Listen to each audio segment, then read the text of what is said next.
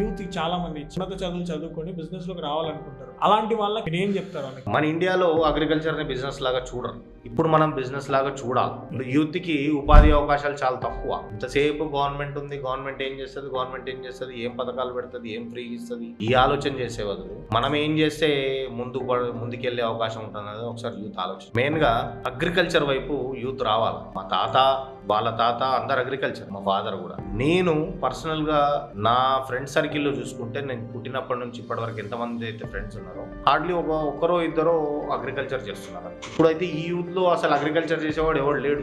తాత చేసింటే తండ్రి చేసిన మళ్ళీ కొడుకులు చేయాలని చేయట్లేదు. సో యూత్ అగ్రికల్చర్ లాగా రావాలి. రాకపోతే ఏమవుతుందంటే కార్పొరేట్ అగ్రికల్చర్ ఇదివరకు ఏంటంటే వ్యవసాయం చేస్తే దండగా అని అనేటోళ్ళు, వ్యవసాయం చేసిన వాడికి పిల్లనియరు. ఇప్పుడు ఈ రోజు వ్యవసాయం చేసిన విలువ ఉంది, భూమి ఉంటే వాడికి ఇంకెక్కువ విలువ ఉంది. ఇప్పుడు ఇస్తున్నారు అన్న పిల్లని, ఇప్పుడు ఇస్తున్నారు. ఎందుకు